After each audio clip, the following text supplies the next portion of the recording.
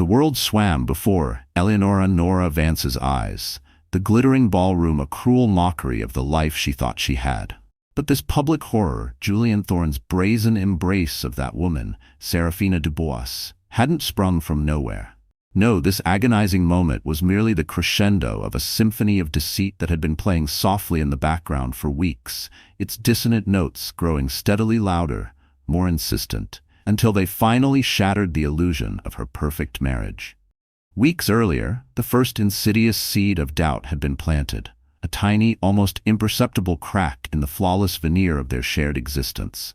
It started with a scent, not her own, on his collar, a subtle, unfamiliar perfume that lingered like a poisonous whisper after one of his increasingly frequent late nights. Julian, ever the master of deflection, would brush off her hesitant inquiries with a charming smile and a vague murmur about a new international client, a demanding project for Thorne Holdings that required his undivided attention. Then came the hushed calls, clandestine conversations conducted in lowered tones, always ending abruptly the moment she entered the room. He'd snap his phone shut, a flicker of something unreadable, annoyance, guilt, crossing his handsome features before being swiftly replaced by an overly affectionate, almost cloying solicitousness. "Just business, darling," he'd say, his voice smooth as silk, yet carrying an undertone that made her skin crawl.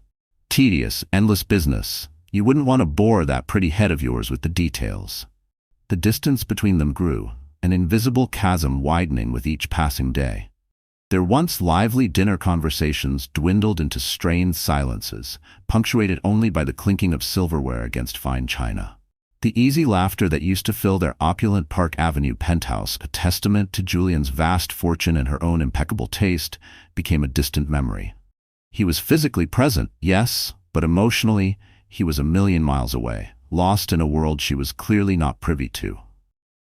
The man she loved, the man who had wooed her with grand gestures and whispered promises of forever, was becoming a stranger. A handsome, charming, utterly enigmatic stranger sharing her bed, her life, the anticipation of their first child. And the not knowing, the constant, gnawing suspicion was a special kind of torture. One rainy afternoon, the kind that mirrored the gloom settling in her heart, Nora was sorting through a stack of mail on the antique console table in their grand foyer. Beneath the usual assortment of glossy magazines and invitations to yet another charity gala lay a sleek, black envelope. It was unmarked, save for Julian's name elegantly inscribed across the front in an unfamiliar, almost aggressive feminine hand. Her heart gave a queer little jump. Julian rarely received personal correspondence at home. Everything went through his phalanx of assistants at Thorne Holdings. Curiosity, sharp and insistent, tugged at her. Her fingers itched to break the pristine seal, a small, ostentatious golden heart. But a lifetime of valuing privacy, hers and others, held her back. This wasn't who she was. She wouldn't become the paranoid wife, rummaging through her husband's private effects like a common thief. With a sigh that felt heavier than lead, she placed the black envelope on his massive mahogany desk in his study, a silent, accusing presence.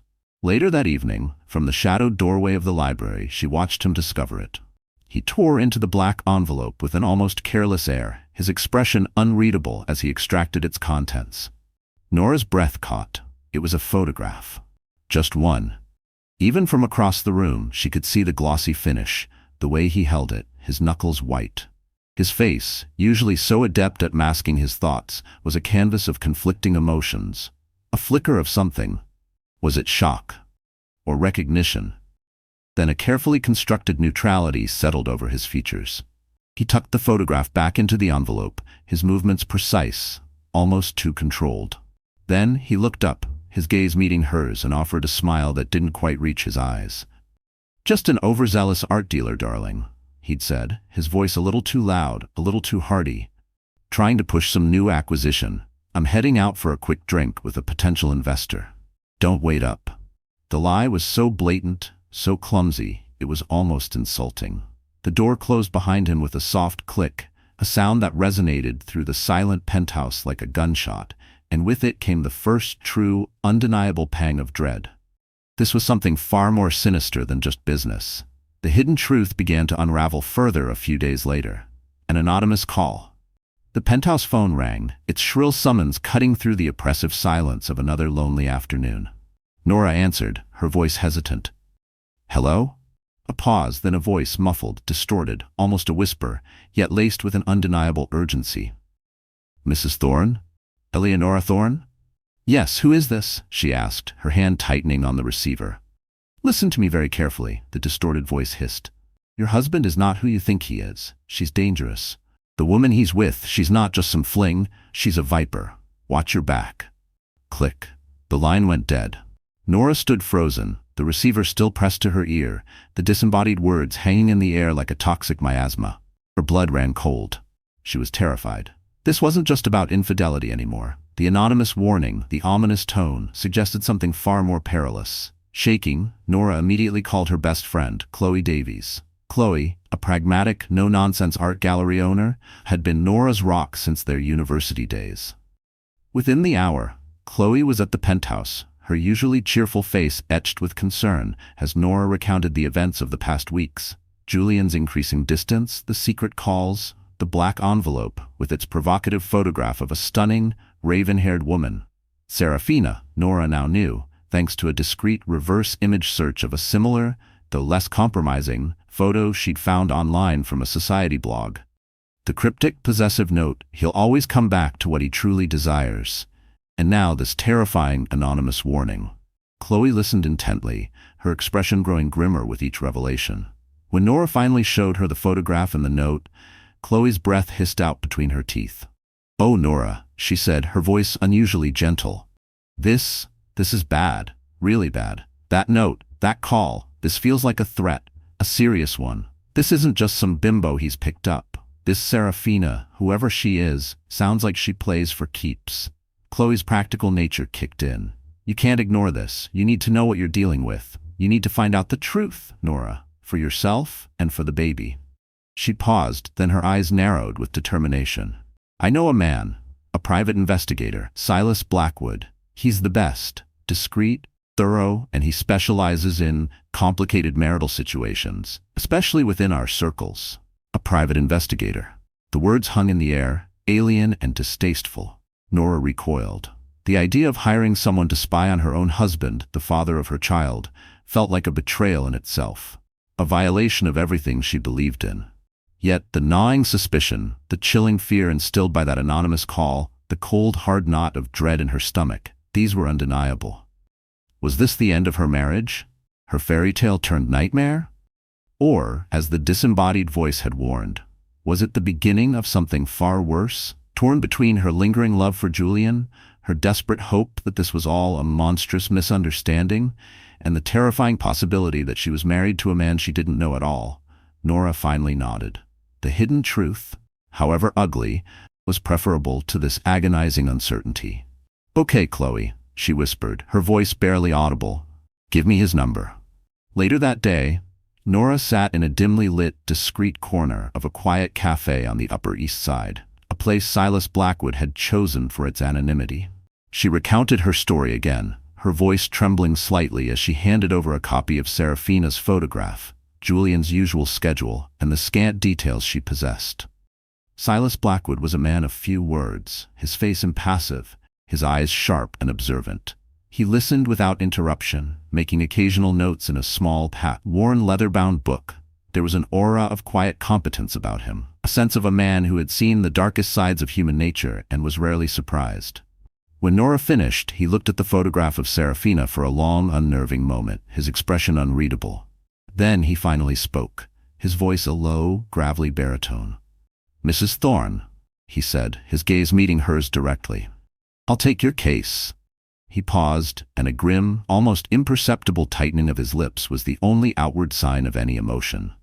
"This woman," he tapped the photograph of Seraphina with a blunt fingernail. "I've seen this pattern before. It never ends well." Silas Blackwood, a man who navigated the city's underbelly with silent expertise, took the case. His first move, observe the billionaire in his natural habitat. The truth, he knew, often hid in plain sight, waiting for a patient hunter. Silas Blackwood, a man who navigated the city's underbelly with silent expertise, took the case. His first move, observe the billionaire Julian Thorne in his natural habitat. The glittering galas, the hushed clubs, the sterile boardrooms of Thorne Global. The truth, Silas knew from long, bitter experience, often hid in plain sight, waiting for a patient hunter with eyes trained to see beyond the shimmering facade. And Julian Thorne, with his charismatic smile and carefully curated public image, had more facades than a hall of mirrors. The investigation didn't take long. Men like Julian, convinced of their own invincibility, often grew careless.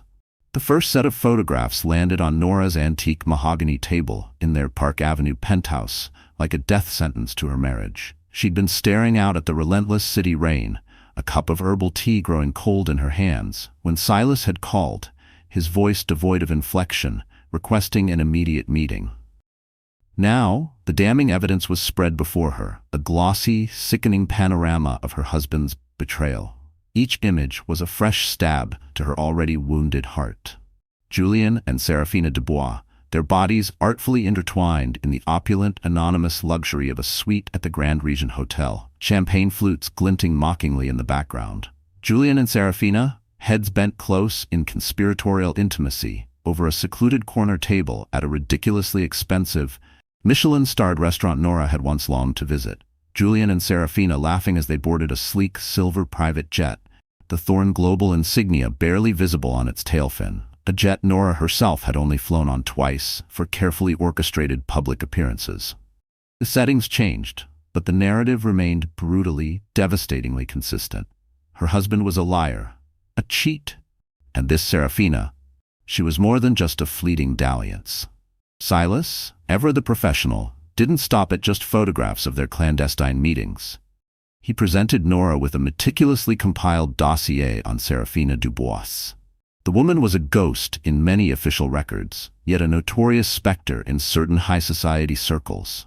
A socialite, an art dealer, or so she claimed, with a chillingly long history of ensnaring wealthy, powerful men. Her past was a graveyard of ruined marriages, tarnished reputations, and suspiciously timed financial scandals from which she always seemed to emerge unscathed, often wealthier. One unfortunate magnate had nearly lost his entire fortune after a brief, torrid affair with her. Another had faced a career-ending public disgrace. She was, it seemed, a professional destroyer of lives, cloaked in couture and armed with an irresistible venomous charm. "She's not just an opportunist, Mrs. Vance," Silas stated, his voice flat, delivering the grim assessment with the dispassion of a surgeon diagnosing a terminal illness. He pointed to a particularly damning section of the report, detailing Seraphina's alleged involvement in a series of art valuation schemes, a whisper network of inflated prices and shadowy provenances. "She's a predator, a highly skilled one, and she seems to have her claws sunk deep into your husband, very deep." Nora felt the room sway. Devastation, raw and visceral, threatened to consume her. The air was punched from her lungs. This wasn't just a simple affair, a midlife crisis, a moment of weakness. This was calculated, malicious. Julian wasn't just betraying her, he was entangled with someone truly dangerous. But beneath the crushing weight of heartbreak, a different emotion began to stir, cold and hard as a shard of ice in her veins. Fury. A burning, righteous anger that solidified her crumbling resolve. How dare he? How dare he bring this creature, this predator, into their lives, into the sanctity of their marriage, into the world their unborn child was soon to enter. That evening, the opulent Park Avenue penthouse, usually a haven of quiet luxury, felt like a battleground. The air crackled with unspoken accusations, with the suffocating tension of impending conflict. Julian returned late, smelling faintly of expensive scotch and that same cloying, alien perfume that now made Nora's stomach churn. He found her in the vast living room, standing before the floor-to-ceiling windows that offered a panoramic view of the glittering, indifferent city. She wasn't crying. Her face was pale, her eyes blazing with a cold fire he'd never seen before. The damning photographs lay spread across the polished surface of the grand piano. He saw them, and for a fleeting second, just one, his carefully constructed composure shattered. Shock, raw and unfiltered, contorted his features. Then, just as quickly, the mask slammed back into place. He became defensive, his voice rising, adopting the wounded tone of the unjustly accused. "Nora, what is this? What have you been doing?" "What have I been doing, Julian?" Her voice was deceptively calm, each word a carefully aimed dart. I think the more pertinent question is, what have you been doing, and with whom? He scoffed, attempting an air of dismissive outrage. It's not what it looks like, Nora. Honestly, these are business meetings. Creatively financed, perhaps, but business nonetheless. He ran a hand through his perfectly styled hair, a gesture she now recognized as a telltale sign of his agitation. Seraphina. Seraphina Dubois is a difficult but necessary connection for a new Thorne global venture. A very important art world initiative. You know how these things are. Sometimes you have to cultivate certain relationships. Nora's laughter was a harsh, brittle sound that echoed unnervingly in the cavernous room. Cultivate relationships? In hotel suites, Julian? Over candlelit dinners that last until dawn? While boarding private jets to God knows where? Is that what they're calling business these days? She picked up one of the photos, the one of them at the Grand Regent, Seraphina's head thrown back in laughter, Julian's arm possessively around her waist. Tell me, Julian, what part of this is crucial to Thorne Global's quarterly earnings? He had the grace to look away, a flush creeping up his neck. Then came the gaslighting, the attempt to twist reality, to make her the unreasonable one. You're pregnant, Nora. You're emotional. You're blowing this entirely out of proportion. You're letting your imagination run away with you. These photos mean nothing. They're taken out of context. Out of context? Her voice rose, laced with a fury she could no longer contain. Tears of rage, not sorrow, pricked at her eyelids. My husband is pictured cavorting with this professional homewrecker, and I'm the one who's emotional? How stupid do you think I am, Julian? His jaw tightened. He tried to reach for her to placate her with a touch, but she recoiled as if burned. Listen to me, he said, his voice dropping to a low, earnest plea. I know it looks bad. I admit I haven't handled things perfectly, but you have to understand. In my world, forging strong alliances sometimes means blurring the lines. Seraphina is an influential figure, extremely influential. She has connections to international galleries, to collectors, things that are vital to this new expansion. His excuses were flimsy, insulting, a desperate attempt to weave a web of lies around the undeniable truth. He ended with a hollow promise, his eyes pleading for a credulity she no longer possessed. I'll distance myself from her, Nora. I promise. It was a mistake, a misjudgment. Please, just trust me, for us, for the sake of the baby. Trust him? The word was a mockery. She didn't believe him. Not for a second. The insincerity in his voice, the flicker of calculation in his eyes, the way he used their unborn child as a shield, it all screamed of deceit. The tension between them was a palpable, suffocating force, pressing down on her, stealing her breath. How could the man she had loved so fiercely, the man she had built her life with, be capable of such profound betrayal, such casual cruelty? Later that night, Nora lay alone in their vast, silent bedroom, the city lights painting cold, indifferent patterns on the silk-covered walls. Sleep was impossible. Julian's promise, his empty words, echoed in her mind, each repetition a fresh wave of pain and anger. His lies were a flimsy shield against the storm Seraphina Dubois represented. And Seraphina? Silas Blackwood's word for her replayed in Nora's mind. Predator.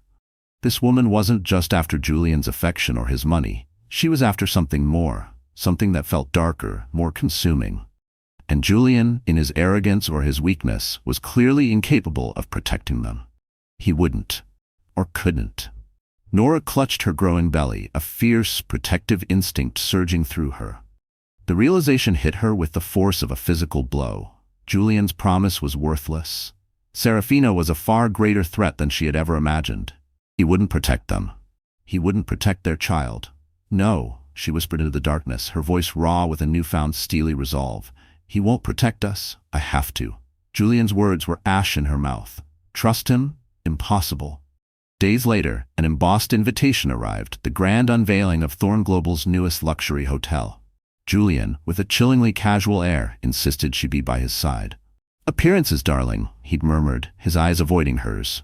Nora felt a cold dread. It was a stage being set, and she feared she was the sacrifice about to be offered to the voracious public and to the predator who held her husband in her thrall. Julian's words, hollow as a rotted tree, were ash in Eleonora Vance's mouth.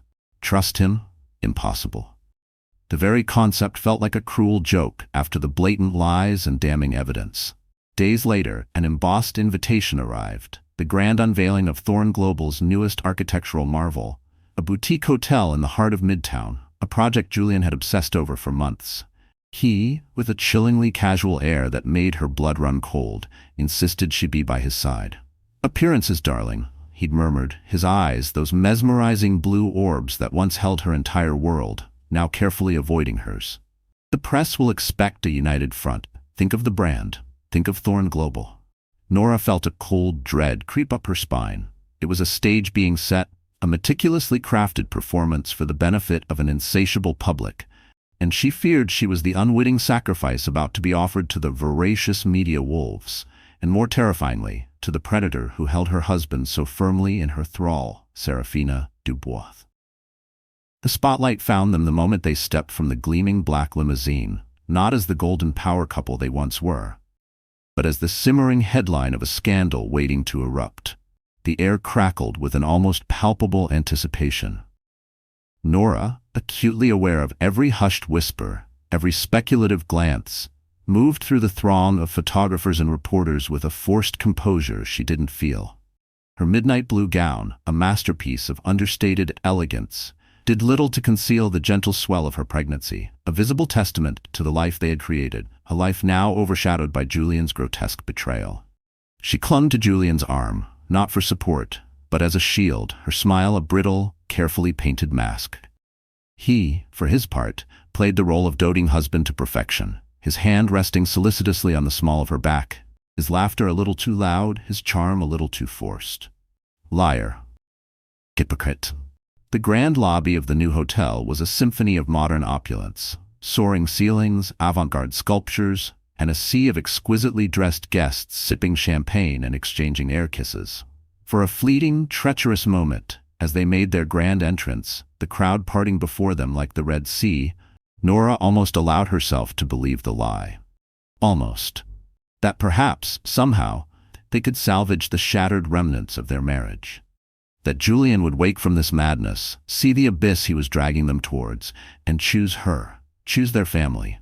Hope, that insidious, stubborn weed, threatened to take root in the barren landscape of her heart. And then she saw her, Seraphina Dubois, standing near the dramatic centerpiece sculpture, ironically, one of her own much-lauded, disturbingly abstract creations. Seraphina was a vision in backless silver, a siren luring sailors to their doom. She held court, a predatory gleam in her dark eyes, captivating a small coterie of elite guests that included Ariana Fisher, a notoriously ruthless real estate investor from Los Angeles, whose portfolio was almost as legendary as her string of discarded lovers, and even, to Nora's faint surprise, the celebrated British character actor Benedict Sterling, looking utterly mesmerized. When Seraphina's gaze finally locked with Julian's across the crowded room, Nora felt the air go frigid. It wasn't just a glance, it was a jolt, an undeniable current of illicit electricity that arced between them. A silent, intimate conversation that excluded everyone else, most pointedly Nora. The world seemed to tilt on its axis. Nora forced her lips into a wider, brighter smile, a rictus of social grace, as Julian, his voice a low murmur against her ear, excused himself. "Just need to greet some VIPs, darling. The lifeblood of Thorne Global, you understand." He squeezed her arm, a gesture that was meant to be reassuring, but felt more like a brand. She stayed behind, a solitary figure amidst the glittering throng, watching discreetly from afar as he moved towards Seraphina. His posture, usually so confident, so commanding, was tense, almost apprehensive. What a joke. Nora couldn't hear the words exchanged over the sophisticated hum of champagne-fueled conversations and the smooth jazz drifting from hidden speakers, but she didn't need to. Their body language spoke volumes. She saw Seraphina place a perfectly manicured hand on Julian's arm, a gesture that lingered a fraction of a second too long, a possessive claim staked in the most public of arenas. And then, the unthinkable. The act that would forever be seared into Nora's memory, a brand of shame and betrayal. Julian, her husband, the father of her child, leaned in, and Seraphina, with a triumphant, almost feline grace, slipped her arms around his waist, pulling him into an embrace that was anything but friendly. It was intimate, possessive, a blatant, brazen declaration for all the world to see. Onlookers, their champagne flutes momentarily forgotten, stared, transfixed. A few strategically placed press cameras flashed, capturing the moment, preserving the humiliation for eternity. And it was then, in that frozen sliver of time, that Julian's gaze, as if drawn by an invisible thread, flicked up and met Nora's. His eyes, wide with a dawning horror, a mask of guilt quickly descending. Time seemed to stop. He pulled away from Seraphina, a jerky, awkward movement, his face a study in panicked contrition. Seraphina, damn her, merely glanced back at Nora, her expression aloof, almost triumphant. She didn't move an inch from Julian's side. She simply stood there, a queen surveying her conquered territory. In that instant, Nora felt a rush of pure, unadulterated, heartbreaking fury that nearly buckled her knees. This wasn't speculation. This wasn't rumor. This wasn't Silas Blackwood's dossier. This was her husband, in the flesh, hugging his mistress in front of the entire world, in front of her. A wave of whispers rippled through the nearby guests, insidious and cruel. One particularly sharp hiss cut through the noise. "Isn't that Julian's wife over there? The pregnant one?" Nora's cheeks burned with a humiliation so profound, so searing, it felt as though her skin was on fire. Without a word, without a glance back, she turned on her heel, her mind reeling, and darted out of the lobby, through the startled throng, her only thought to escape before the cameras, those vultures of public despair, could swarm her. That very public, very deliberate embrace confirmed everything Nora had feared. Julian's promise to end things with Seraphina was hollow, a meaningless string of syllables. And now, their private agony would become public fodder, a delicious scandal for the tabloids to feast upon, threatening not just her marriage, but her very sense of self, her identity, and the future of the precious baby she carried. The ensuing media scandal was even more brutal than Nora could have imagined. The next morning, photos of the embrace, as the tabloids quickly dubbed it, dominated gossip websites, tabloid front pages, and social media feeds. Headlines screamed, "Billionaire Thorne's public betrayal," and "Pregnant wife humiliated at husband's own gala." Some speculated on the state of their marriage, others on the identity of the mystery woman, though Seraphina's name was soon common currency. The Thorne global PR team, usually so adept at spinning even the most damning narratives, scrambled in meltdown to control the damage. But the images were too sensational, too viscerally shocking, to be easily dismissed or explained away. The carefully constructed facade of the Thorne empire and the Thorne marriage had crumbled. Julian, when he finally slunk back to the penthouse hours later, looking disheveled and reeking of stale champagne and desperation, found Nora in the master suite, calmly, methodically packing a small, expensive leather overnight bag. Not a trousseau for a runaway bride, but the emergency kit of a woman preparing for battle. He launched into a fresh torrent of pathetic excuses, his voice hoarse, his eyes bloodshot. "Nora, please, you have to listen to me. It wasn't planned. I swear, she cornered me. She ambushed me." Nora continued, folding a silk blouse with chilling precision. "She's manipulative, Nora. You have no idea. She's threatening to derail a massive Thorne global deal, something I've worked on for years, if I cut her off completely. She has leverage."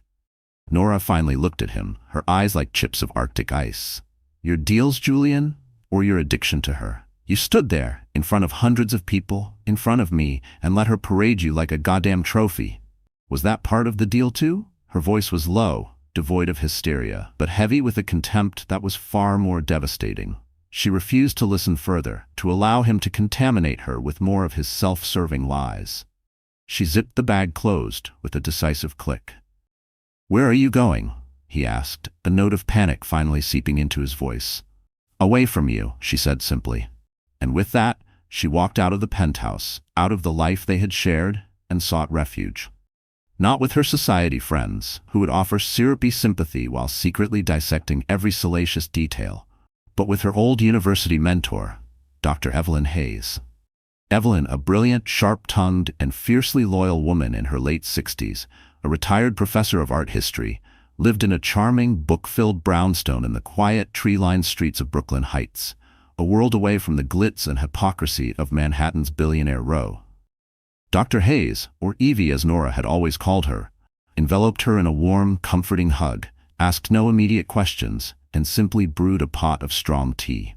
As Nora finally crumbled, the story pouring out of her in a torrent of tears and broken words, The gala, the public humiliation, Julian's lies, Seraphina's predatory aura.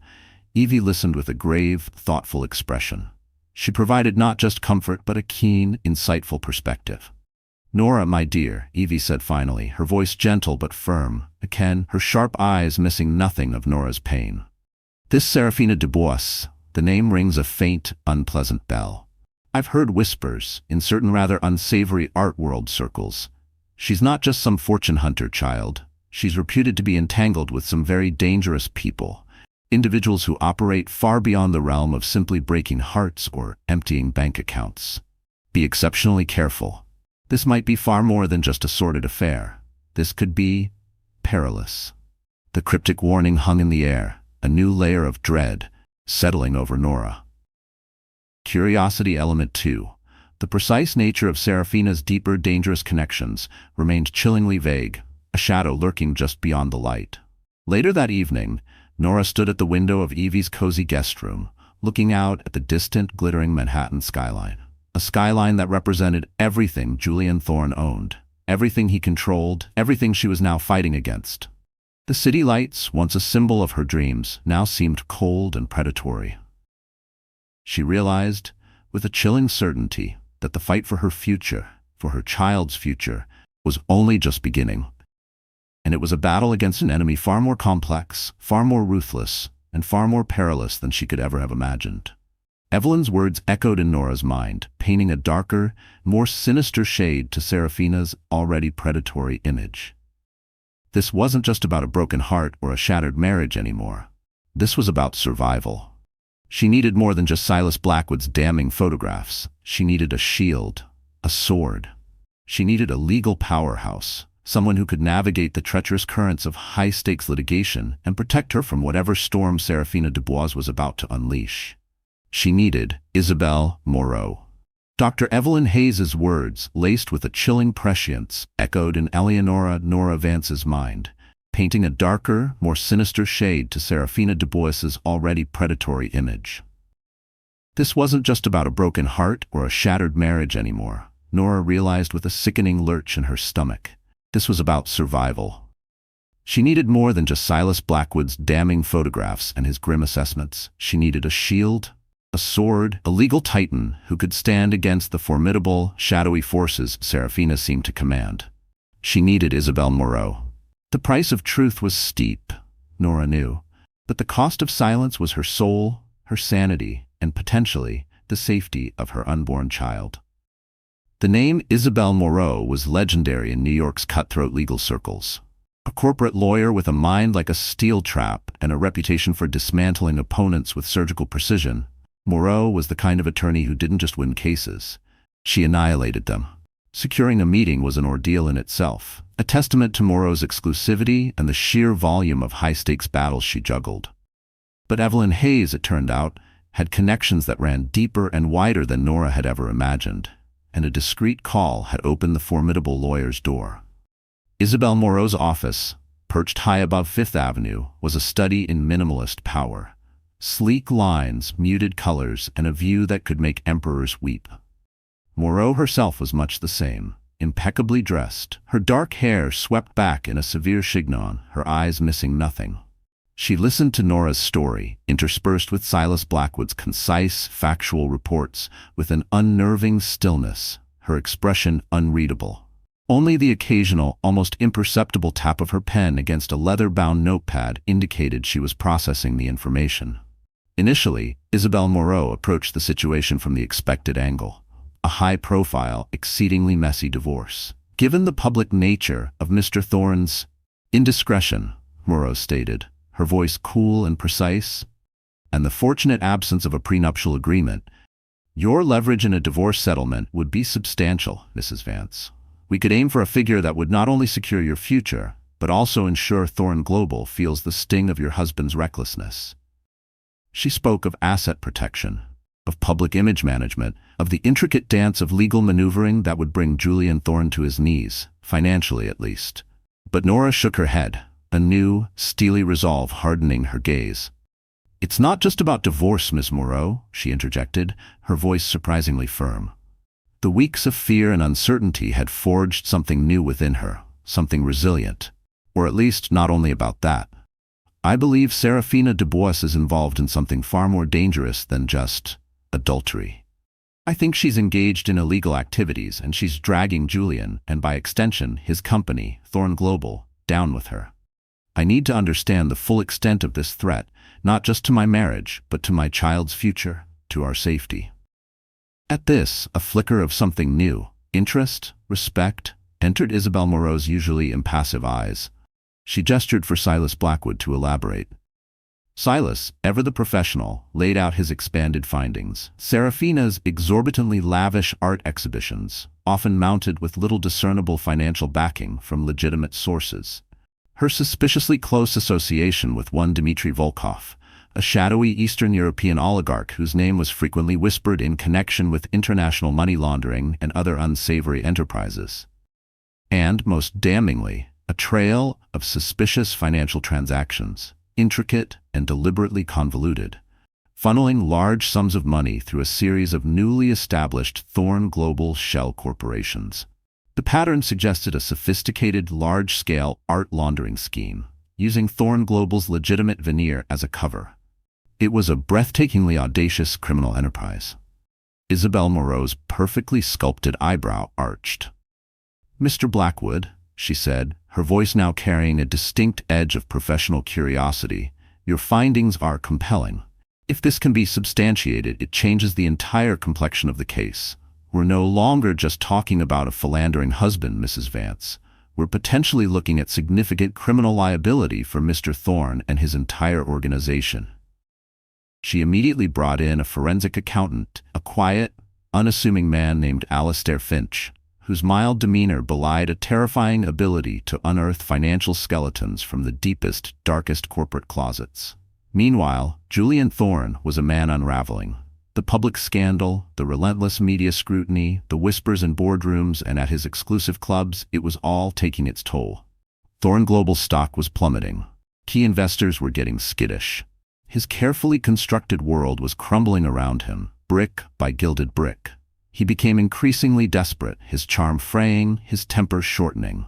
During a series of tense, emotionally charged meetings orchestrated by Nora, who now refused to meet him alone, always insisting on the neutral territory of Isabel Moreau's conference room or Evelyn Hayes's reassuring presence, Julian finally began to crack. He admitted, in a halting, broken voice, that Seraphina had indeed entangled him. It had started, he claimed, as a dalliance, a thrilling, ego-stroking affair with a captivating woman. But Seraphina, with her insidious charm and ruthless ambition, had quickly woven a web around him. She'd cajoled him into signing documents he hadn't fully understood, documents that, he now realized with dawning horror, implicated him in her shady dealings. She'd used his name, his company's resources, his reputation, and when he tried to pull back, to extricate himself, she'd threatened him with exposure, not just of their affair, but of his complicity in her schemes. He claimed he was trying to protect the Thorne family legacy, his ailing father who worshipped the pristine image of the Thorne name, the company his grandfather had built from nothing.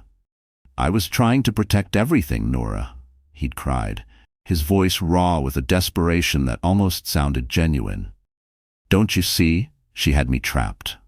Nora listened, her heart a cold, heavy stone in her chest. Protect or enable? The distinction seemed to blur in the face of his self-serving justifications. His fear was palpable, but so was his weakness, his staggering inability to take responsibility for the catastrophic choices he had made. Was there any part of the man she had loved left beneath this quivering wreck of excuses and self-pity? Just as Isabel Moreau and her team, including the indefatigable Silas Blackwood and the meticulous Alastair Finch, were beginning to piece together the full, damning picture of Seraphina Dubois's criminal enterprise and Julian's entanglement, Seraphina herself launched a preemptive strike. A glossy, expensive-looking envelope, addressed to Mrs. Eleonora Vance in Seraphina's flamboyant, instantly recognizable script, arrived by special courier at Dr. Hayes's Brooklyn Heights brownstone, where Nora was temporarily staying. Nora's hands trembled as she opened it. Inside, nestled on a bed of black tissue paper, were a series of high-definition, professionally shot photographs, intimate photographs, of Julian and Seraphina, in various compromising, deeply personal settings. A secluded villa in Tuscany, sunlight dappling their naked bodies. The opulent presidential suite of a Hong Kong hotel, champagne and discarded clothes littering the floor. The plush interior of the Thorne Global private jet, Seraphina draped across Julian like a triumphant conqueror. Each image was a fresh, vicious stab. Accompanying the photos was a small, cream-colored card, a single sentence elegantly embossed in gold. "Darling Nora, some things are best kept private. Unless, of course, a certain understanding can't be reached. Let's talk. S."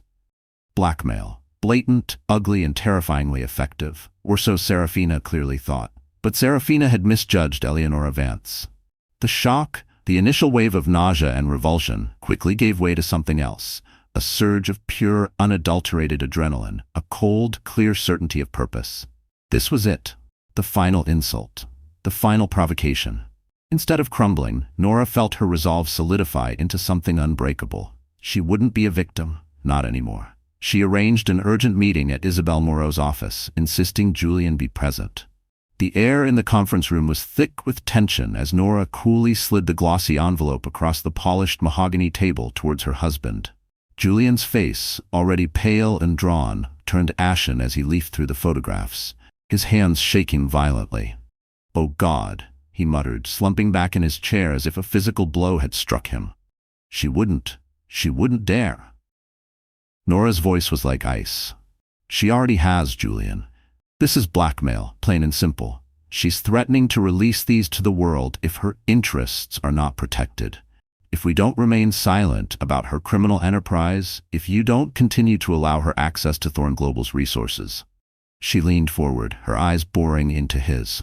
"So the question is, Julian, are you going to continue to be her victim, her puppet, dancing to her tune while she destroys everything you've ever built, everything we've ever built? Or are you finally going to fight with me to destroy her?" The silence in the room was absolute. Julian stared at the photographs, then at Nora's implacable face, then back at the images of his own degradation. He looked cornered, broken, a man stripped bare of all his pretenses. For a long moment he said nothing. Then slowly he raised his head. And in his eyes, amidst the desperation and the shame, Nora saw a flicker of something she hadn't seen in months, something she'd almost forgotten he possessed. A spark of his old determination, the ruthless focus that had made him a billionaire titan. "Tell me what we do," he said, his voice a hoarse whisper, but with an undercurrent of resolve that sent a shiver down Nora's spine. "Tell me how we fight this monster." A flicker of the man she once loved, or perhaps just a cornered animal finally baring its teeth. Whatever it was, Julian was in. The plan was audacious, dangerous. Confront Seraphina Dubois in her own den, armed not with weapons, but with the one thing she couldn't manipulate, the undeniable, legally documented truth of her crimes, and the collective resolve of those she had sought to destroy. A flicker of the man Eleonora Vance once loved, or perhaps just a cornered animal finally baring its teeth. Whatever it was, Julian Thorne was in. The shift in his demeanor from sniveling desperation to a cold, hard resolve was palpable. The plan they hatched in Isabel Moreau's sterile, intimidatingly chic conference room was audacious, dangerous. Confront Seraphina Dubois in her own den, her minimalist Soho loft, armed not with weapons, but with the one thing she couldn't manipulate, the undeniable, legally documented truth of her crimes, and the collective, steely resolve of those she had sought to destroy. It was a high-stakes gamble, a throw of the dice against a woman who had proven herself to be a master manipulator, a puppeteer pulling the strings of powerful men. But Nora knew, with a chilling certainty, that this was their only chance to sever Seraphina's venomous hold, not just on Julian, but on their entire lives. The air in Seraphina Dubois's Soho loft crackled with a tension so thick it could stop a heart. It was a vast, artfully curated space, all gleaming white surfaces, towering glass installations that twisted into grotesque, beautiful shapes, and panoramic windows offering breathtaking, indifferent views of the city skyline. A testament to her exquisite taste and, Nora suspected, her ill-gotten gains. Under the guise of discussing the understanding Seraphina had so menacingly alluded to in her blackmail note, Julian, his tailored suit hiding the discreet wire Silas Blackwood had expertly fitted, had arranged the meeting. Nora, against Isabel Moreau's initial advice, but firm in her own conviction, insisted on accompanying him. She would not let him face this serpent alone. She was no longer the fragile, heartbroken wife. She was a woman fighting for her child's future. A silent, powerful presence radiating an icy calm that seemed to unnerve Julian almost as much as it did Seraphina. Seraphina greeted them at the imposing steel door of her loft, her lips curved into a slow, smug, confident smile. She was dressed in a deceptively simple black silk sheath that probably cost more than Nora's monthly mortgage payment before she married Julian. Her dark eyes, like polished obsidian, flicked dismissively over Nora before settling on Julian with a possessive, almost predatory gleam. "So," she purred, her voice a silken caress that sent shivers down Nora's spine. "You've come to your senses, darling? I knew you would. You always do." She stepped aside, a queen granting an audience, completely ignoring Nora as if she were a piece of insignificant furniture. But Nora was no longer insignificant. She would not be ignored. Before Julian could utter a single, pre-rehearsed word, Nora stepped forward, her chin held high, her gaze unwavering.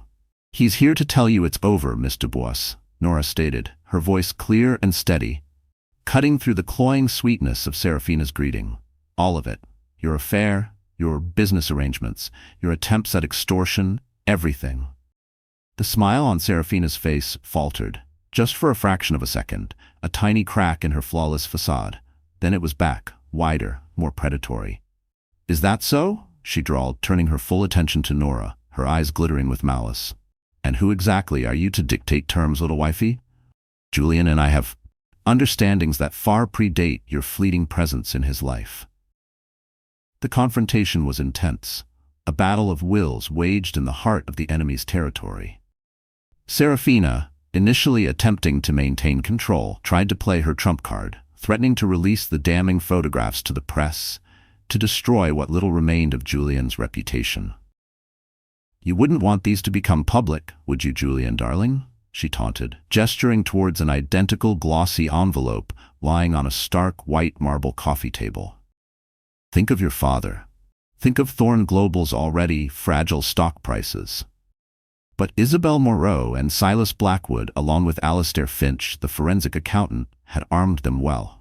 They weren't just waiting discreetly nearby as a backup. They had already prepared a formidable arsenal. Cease and desist letters, meticulously detailing Seraphina's blackmail and defamation, were ready to be served. More importantly, a comprehensive dossier, a damning testament to her criminal enterprise, was poised for delivery to the relevant federal authorities. Julian, coached extensively by Isabel, finally found his voice, a newfound strength, or perhaps the courage of a desperate man with nothing left to lose. He laid out their knowledge, his voice gaining confidence with each damning revelation. Her sophisticated art laundering schemes, her illicit partnership with the notorious oligarch Dmitry Volkov, the intricate web of shell corporations used to funnel money through Thorne Global, and, crucially, the irrefutable evidence of her extortion. He even detailed how Silas had discovered a small, almost invisible camera in the corner of the loft's main living area. No doubt for Seraphina's own perverted sense of security, or perhaps to gather her own leverage. "Two can play at that game, Seraphina," Julian said, a grim satisfaction in his tone, indicating the hidden microphone on his lapel that was recording every word. "Release those photographs if you wish, Seraphina," Julian concluded, his voice cold, devoid of its earlier tremor. "You might enjoy a few days of tabloid notoriety, but understand this, if you do, you'll be trading that fleeting fame for a federal indictment. Money laundering, racketeering, extortion, those carry rather more significant penalties than a messy divorce, wouldn't you agree?" For a split second, Seraphina Dubois's carefully constructed mask of supreme confidence slipped, replaced by a flicker of raw, animalistic fear. Her dark eyes darted between Julian and Nora, searching for a weakness, a sign of bluff. She found none. Nora stood resolute, her gaze unwavering. Julian, to Nora's surprise, held firm, meeting Seraphina's venomous stare with a cold resolve of his own. The predator was cornered, trapped, and she knew it. Then the sneer returned, uglier, more desperate. "You think you can ruin me?" she hissed, her voice losing its silken edge, roughening with rage. "I'll drag you down right beside me, Julian. I have enough correspondence, enough mementos, to show your willing complicity in all our business ventures. If the authorities dig, you'll come out looking like the mastermind, not the victim." She was lashing out, a cornered serpent striking wildly. She even, in a fit of theatrical fury, snatched a heavy crystal vase from a nearby pedestal and hurled it across the loft, where it shattered against a pristine white wall with a sickening crash. But her threats, once so potent, now sounded hollow, desperate. They had more on her than she could ever have on them. The balance of power had irrevocably shifted. At that precise prearranged moment, Isabelle Moreau, the picture of icy legal authority, made her entrance, or rather Julian's phone. Strategically placed on the coffee table, rang and he put it on speaker. Isabelle's crisp, commanding voice filled the suddenly silent loft. "Miss Dubois," she began without preamble, "this is Isabelle Moreau, counsel for Mr. and Mrs. Julian Thorne. I trust Mr. Thorne has made his position and ours abundantly clear. As we speak, a comprehensive dossier detailing your extracurricular activities, including but not limited to financial fraud, conspiracy, and extortion, is being delivered to the U.S. Attorney's Office and the IRS Criminal Investigation Division. Furthermore, an emergency injunction is being filed to prevent any dissemination of the private materials you are currently using in an attempt to blackmail my clients.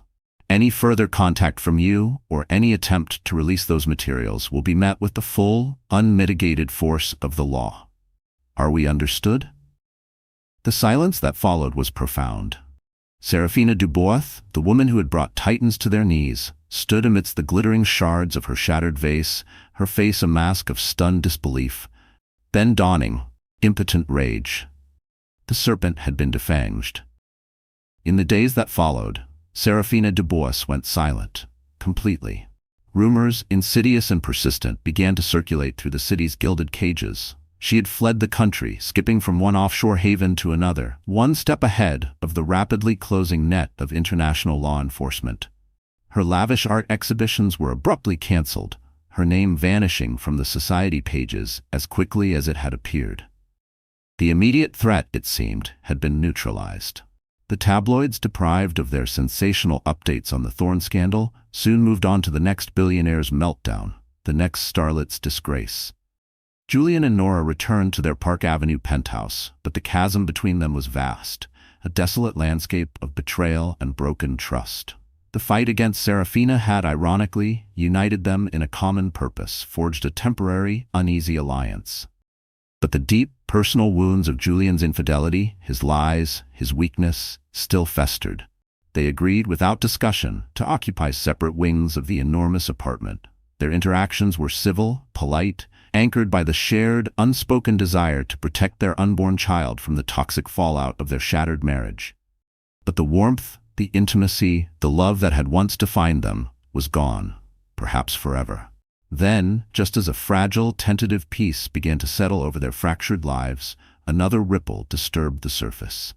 Days after Seraphina's disappearance, Julian, his face pale and drawn, showed Nora a text message. It had arrived on a burner phone he thought was clean, a phone he'd used for other communications. The message was short, untraceable, and chillingly direct. Impressive. "But this game has more players. We'll meet again." There was no signature. The sender was unknown. But the implication was terrifyingly clear. Dmitry Volkov, or other equally dangerous associates of Seraphina Dubois, were aware of what had transpired, and they were not pleased. Curiosity element 3. The identity of the sender and the nature of this new, lingering threat remained an ominous, unanswered question. Nora sat alone in the newly decorated nursery. A room painted in soft, hopeful shades of pale yellow and cream, the scent of fresh paint and new beginnings heavy in the air. A fragile peace had begun to settle over her, the peace of a battle hard won. But the untraceable message, Julian's haunted eyes as he'd shown it to her, left a chilling new thread of unease woven into the fabric of their uncertain future. The serpent may have retreated, but were there other, even more venomous creatures, still lurking in the shadows? The silence from Seraphina's side was deafening, a victory hard won. Yet that cryptic message echoed in the quiet moments, a specter at their uneasy truce. As the city's autumn chill set in, another, more profound event loomed. The arrival of their child, a new life conceived in love, now to be born into a world scarred by deceit, a world where danger might still lurk just beyond the carefully guarded perimeter of their fragile peace. The silence from Seraphina Dubois's side in the aftermath of the Soho loft confrontation was deafening, a victory hard won, but tasting of ash in Eleonora Vance's mouth. Yet that cryptic, untraceable message Julian had received, impressive. But this game has more players. "We'll meet again," echoed in the quiet, anxious moments, a specter at their uneasy, fractured truce. As the city's vibrant autumn began to bleed into the starker chill of early winter, another, more profound event loomed on the horizon: the arrival of their child. A new life, conceived in a love Nora now painfully questioned, was about to be born into a world irrevocably scarred by deceit. A world where danger might still lurk just beyond the carefully guarded perimeter of their fragile, uncertain peace. The first cry of their newborn daughter, Aurora Lily Thorne, didn't just fill the sterile, hushed confines of the private suite at St. Augustine's Hospital. It echoed with the sound of a shattered past and the undeniable, terrifying whisper of an uncertain future. Nora, exhausted but exhilarated after a long and arduous labor, held their tiny, perfect daughter, a wave of fierce, primal love washing over her, so potent it momentarily eclipsed the pain, the betrayal, the gnawing fear that had become her constant companions. Julian was there, beside her, as he had been, surprisingly, throughout the entire ordeal. He hadn't flinched. He hadn't complained. He had held her hand, wiped her brow, his eyes filled with a raw, naked emotion she hadn't witnessed in him for what felt like an eternity. When the nurse gently placed Aurora, swaddled in a soft, pristine white blanket, into Julian's arms, something within him seemed to break.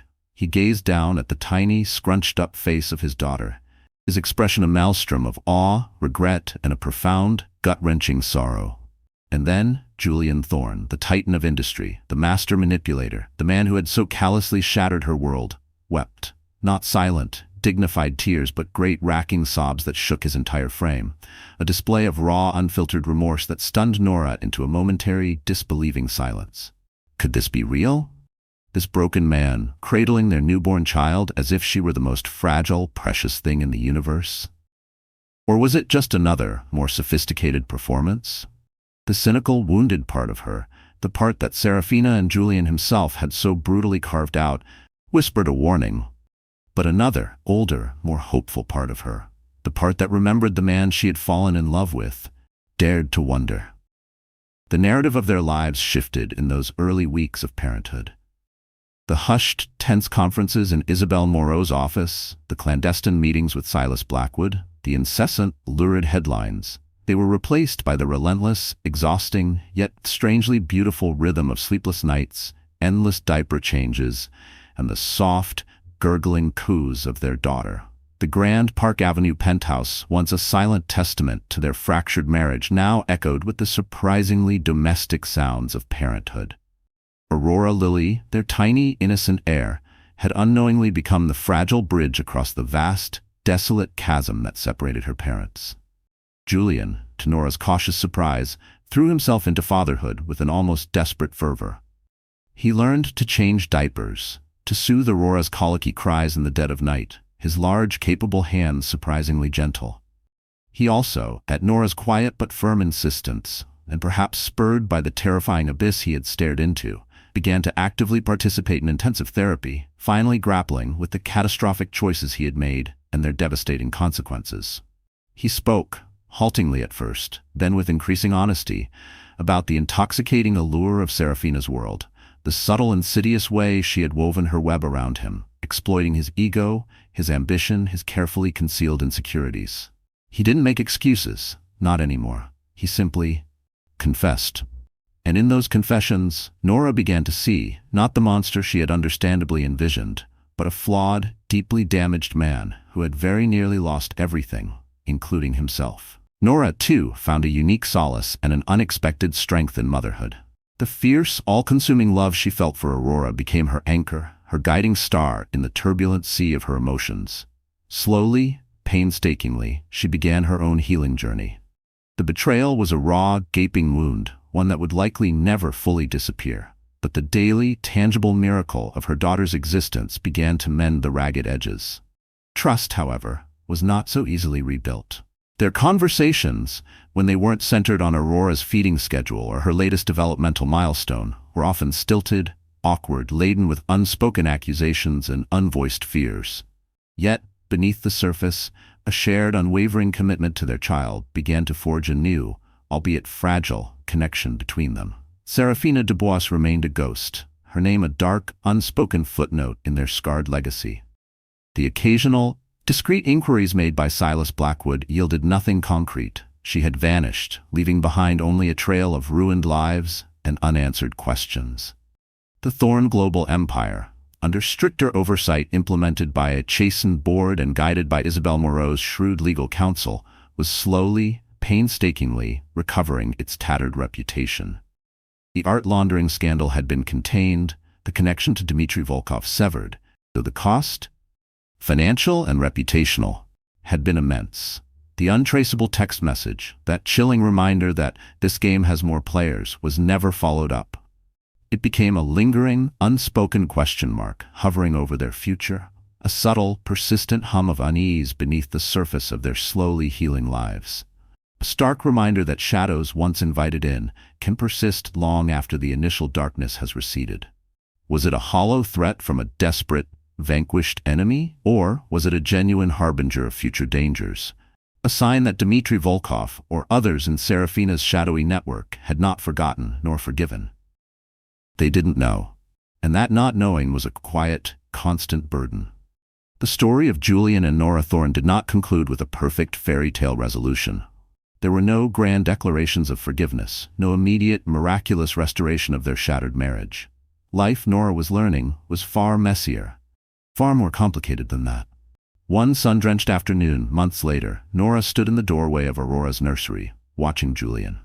He was on the floor, his bespoke suit jacket discarded, his tie loosened, completely engrossed in making their daughter, now a chubby, gurgling infant, laugh with a series of ridiculously silly faces.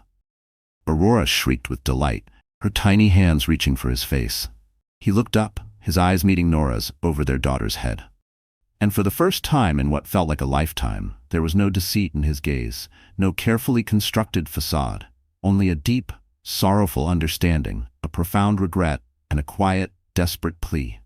Nora didn't offer him the absolution he so clearly craved. Forgiveness, if it ever came, would be a long, arduous journey, not a destination easily reached. But as she looked at him, truly looked at him, at the man who was her husband, the father of her child, a man as scarred and broken by their shared ordeal as she felt something. Not love, not yet, but perhaps, just perhaps, a willingness to see if a new foundation, built not on the shifting sands of youthful illusion and blind trust, but on the bedrock of brutal honesty, shared loss, and an unshakable, unconditional love for their child, could be forged from the ashes of the old. The final lines of their chapter were yet to be written. Betrayal, Nora had discovered, could be both a devastating ending and a brutally clarifying beginning. It was a relentless force that stripped away all illusions, leaving only the raw, unvarnished truth. But in that truth, in that wreckage, an unexpected resilience could be found. Sometimes the most profound love stories are not about fairy tales come true, but about the quiet, courageous, and often painful act of navigating the debris together, of sifting through the ashes, and choosing, day by painstaking day, to rebuild, one scarred, imperfect piece at a time, with the fragile, flickering, but ever-present hope of a new, more honest dawn. Hey, our incredible friends. You're still here with us, aren't you? And if you are, it means something in this story stirred your heart in a way you can't quite ignore. So let's sit with that for a moment, not with judgment, not with who's right or wrong, but with honesty. Nora's journey isn't just about betrayal or survival. It's about clarity, about how sometimes the people we trust the most become the ones who shake us awake. The Stoic philosopher Marcus Aurelius once wrote, "You have power over your mind, not outside events. Realize this, and you will find strength." Nora didn't wait for someone to rescue her. She stepped into the storm, chose to see things as they were, not as she wished them to be, and in doing so, she reclaimed her life.